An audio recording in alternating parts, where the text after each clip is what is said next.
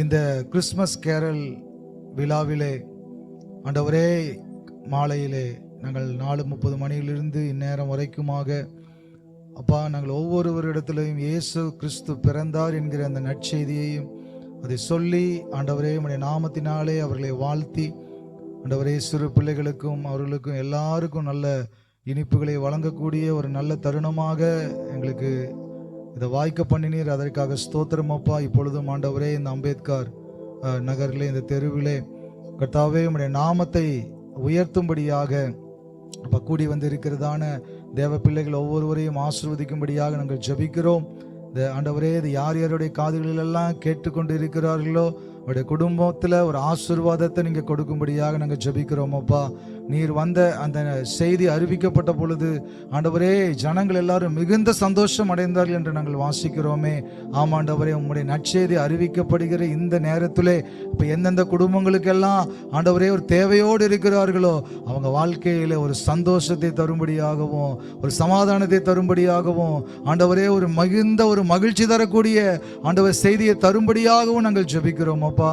ஆண்டவரே இங்க இருக்கிற குடும்பத்தார் ஒவ்வொருவரையும் நாமத்தினால நாங்கள் ஆசீர்வதிக்கிறோம்.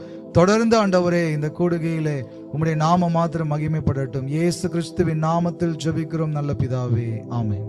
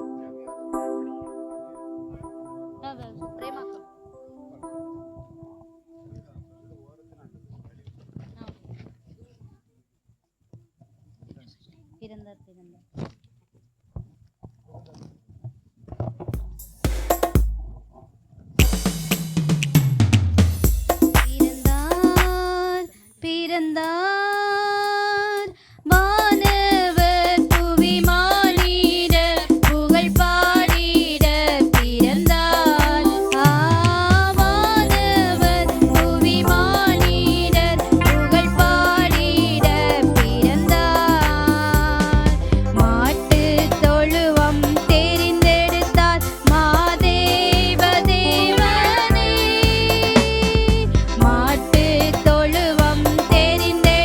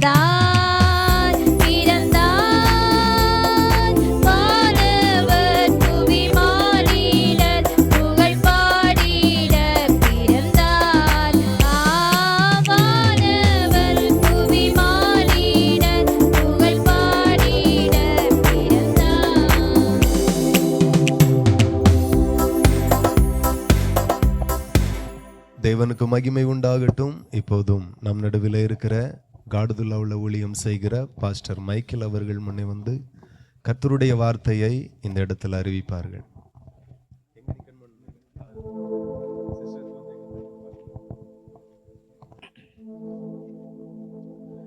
கர்த்தர் நல்லவர். அனைவருக்கும் அட்வான்ஸ் ஹாப்பி கிறிஸ்மஸ் மற்றும் புத்தாண்டு நல்வாழ்த்துக்கள் உண்டாவதாக. இந்த இடத்துல கர்த்தர் ஜனங்களை நேசித்தபடினாலே இந்த நாளிலும் கூட அவருடைய வார்த்தை கடந்து வரும்படி கர்த்தர் கிருபை செய்திருக்கிறார். அவர் நாமத்துக்கு மகிமை உண்டாவதாக. ஆண்டுடைய வார்த்தை சொல்லுகிறது, யோவான் 16ஆம் அதிகாரம் 20ஆம் வசனம், உங்கள் துக்கம் சந்தோஷமாக மாறும். கர்த்தர் நாமம் மகிமைப்படுவதாக. ஆண்டுடைய வார்த்தை இவ்விதமாய் சொல்லுகிறது. மத்தேயு 1ஆம் அதிகாரம் 23ஆவது வசனம் சொல்லுகிறது, ஒரு கன்னிகை கர்ப்பவதியாகி ஒரு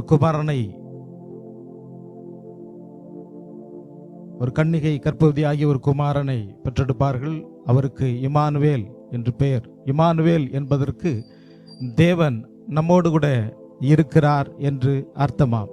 தேவன் நம்மோடு கூட இருக்கும் பொழுது எப்பேற்பட்ட பாடுகள், பிரச்சனைகள், போராட்டம் வந்தாலும் அதெல்லாம் ஆண்டவர் துக்கம் சந்தோஷமாய் மாறும் என்ற எழுதப்பட்ட வார்த்தையின்படி கூட சந்தோஷமாக மாற்ற அவர் வல்லவராயிருக்கிறார்.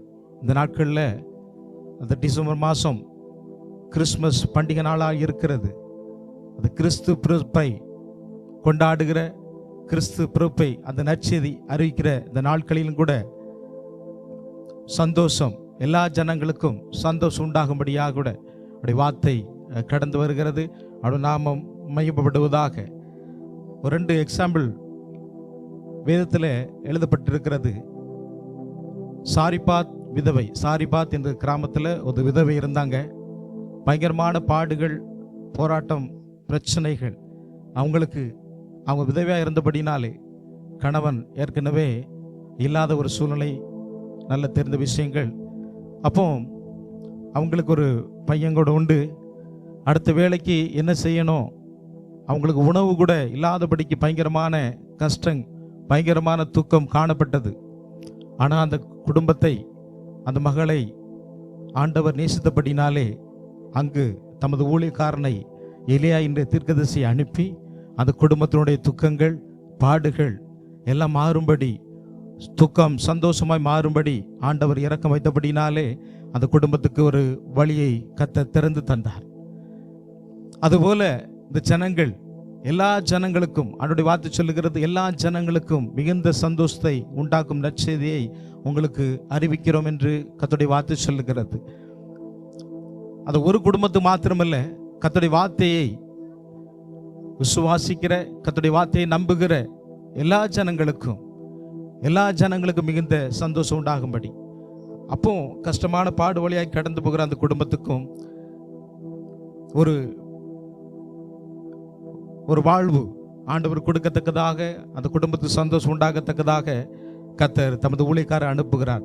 அப்படி அனுப்புவது போல இந்த நாட்களும் கூட ஊழியக்காரர்கள், தேவ பிள்ளைகள் எல்லாம் இந்த இடத்துல கடந்து வரும்படி கூட இங்கே இருக்கிற, சுற்றி இருக்கிற குடும்பத்தினுடைய கர்த்தர் எல்லா துக்கங்களையும் சந்தோஷமாய் மாற்றி அவருடைய சந்தோஷத்தை தந்து ஒரு ரட்சிப்பில் வழி நடத்துவாராக. அப்படிப்பட்ட ஒரு சாரிபாத் இந்த கிராமத்துக்கு ஒரு எளிய தீர்க்கதரிசி அனுப்புனது போல இந்த நக்கநீர் கிராமத்திலையும் கூட கர்த்தருடைய ஊழியக்காரர்களாக, கர்த்தருடைய தேவ பிள்ளைகளாகி கூடி வந்து இந்த நாளிலும் அறிவிக்கிற நற்செய்தி உங்களுக்கு சந்தோஷமாய் மாறற்றும். உங்கள் துக்கம் சந்தோஷமாய் மாறும் எழுதப்பட்ட வார்த்தையின்படி கூட கர்த்தர் சந்தோஷமாய் மாற்றி ஆசீர்வாதமாய் நடத்துவாராக. அப்போ அந்த விதவைக்கு சோத்திரம், அந்த பாடு வழியாய் கடந்து போகிற அந்த விதவை பார்த்து எலியா தீர்க்கதரிசி கேட்கும் பொழுது, அப்போ அவங்க 2 விறகு பிறக்குகிறேன் அப்படின்னு சொல்லி அந்த விதவையான சொல்லுகிறாங்க.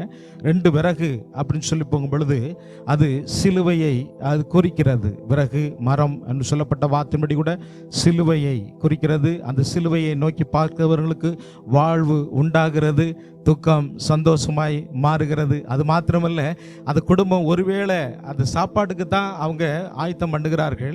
ஒருவேளை சாப்பிட்டதுக்கு அப்புறம் அடுத்த வேலைக்கு இல்லாமல் காணப்படும் பொழுது அந்த எலியா தீர்க்கதரிசி கர்த்தருடைய ஊழியக்காரரை அங்கே அனுப்பும் பொழுது அங்கே சொல்லப்பட்டிருக்கிறது 3 வருஷத்துக்கு மேலாக அந்த அவங்ககிட்ட இருந்த அந்த பாத்திரத்தில் பானையில் மாவு குறைவும் இல்லை, கலசத்தில் எண்ணெய் குறைந்து போகாதபடிக்கு கர்த்தர் அப்படிப்பட்ட ஆசீர்வாதத்தை அங்கே தந்தது உண்டு.